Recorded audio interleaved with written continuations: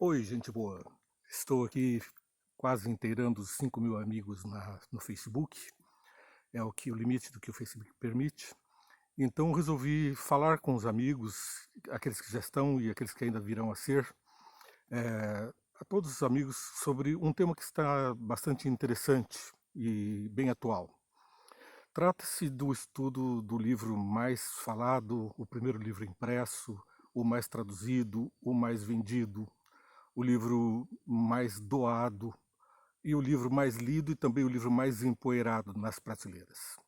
Vim conversar com vocês sobre o manual de instrução que Deus deixou para a sua criatura, manual de funcionamento do ser humano. Nesse manual, chamado Bíblia, nós temos 66 livros. Todos eles foram inspirados cuidadosamente por Deus, que trouxe ali suas verdades, trouxe a história desse mundo, portanto é um livro de história, a história da sua formação, portanto é um livro também de geografia, é um livro de ciência, de física, de química, de biologia, por isso ele me encanta tanto, porque além de um livro de teologia, de ser também um manual de bem viver, um livro de sociologia, filosofia, de moral, de ética, de conduta. É um livro com certeza que traz benefícios e a maior prova da sua veracidade, capacidade de transmissão de uma mensagem divina é a capacidade de mudança do ser humano. Não só a mudança de comportamento, não só a melhora da qualidade do ser humano enquanto pessoa, enquanto família, enquanto sociedade. A gente percebe as bênçãos que o povo de Israel até hoje tem como um povo que inegavelmente traz no seu DNA as bênçãos prometidas por Deus.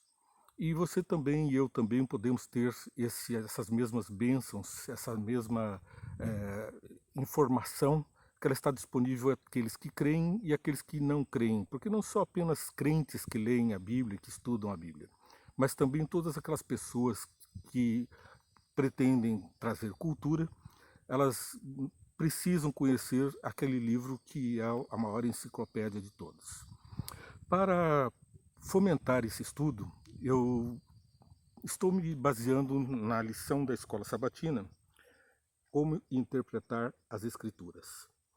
Esse manual, ele é um manual de estudo diário e ela foi preparada especialmente por Frank Hazel e pelo, presumo, seu irmão Michael Hazel.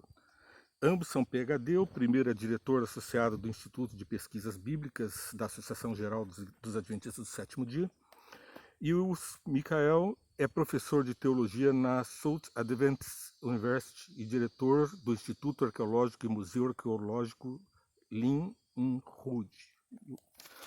Bem, nessa parte, como interpretar as escrituras, é uma dúvida que realmente muitas pessoas trazem, porque pensam, a Bíblia é um livro místico, a Bíblia é um livro de profecias, assim como profecias comparadas como Nostradamus ou outros livros que são também religiosos.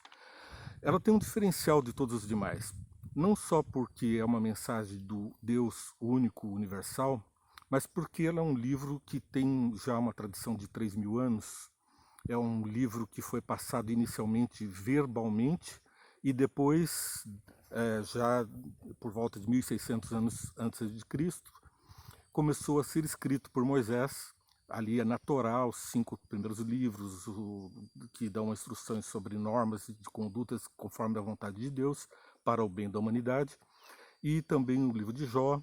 Depois nós temos, dentro desses 66 livros, aquela parte que vem também dos livros evangélicos que contam da vida de Jesus e dos apóstolos, até Atos dos Apóstolos, escritos por Lucas.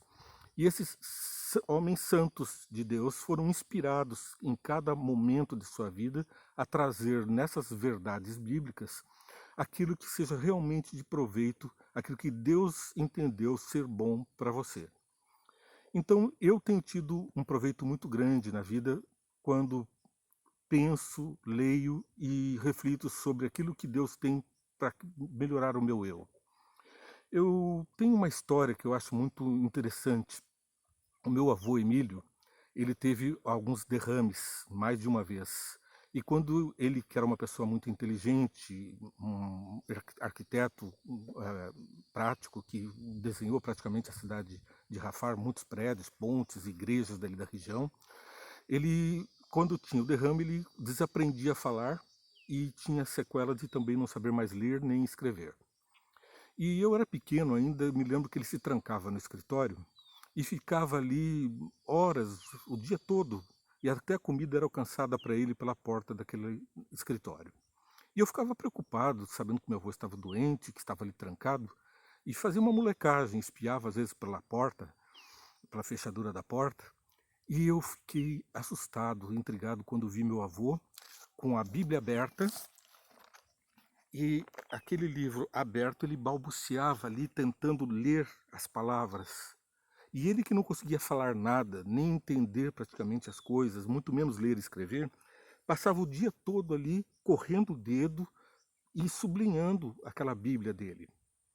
Ele é um homem de muita vontade. De repente ele saía daquele escritório depois de 1, 2 meses e começava ali conversar, tentar conversar com a gente. Ela falava algumas coisas erradas e tudo mais, mas a gente percebia que ele já tinha aprendido a falar. E não passava muito tempo, uns 3 meses depois ele já estava sabendo ler e escrever. Ele reaprendia a ler, escrever e falar, usando única e exclusivamente ele, Deus e a Bíblia. O que mostra que a Bíblia é um livro de revelação que, além de trazer nela própria a sua interpretação, não devemos nos basear na interpretação trazida por outras pessoas, porque ela é um livro pessoal, ela foi feita para você, para a sua necessidade, para o seu crescimento, para o seu entendimento. A Bíblia é um livro com certeza universal, feito para todas as pessoas, conta a história do universo, do bem e do mal na Terra, desde a fundação do mundo até a recuperação desse mundo, à imagem e semelhança do que Deus fez e tinha dito no Gênesis, primeiro livro da Bíblia, e viu Deus que era muito bom. A cada dia que ele completava uma obra da sua criação, ele repetia sempre, e viu Deus que era bom. E quando fez o homem, quando fez você, ele também falou, e viu Deus que você era bom.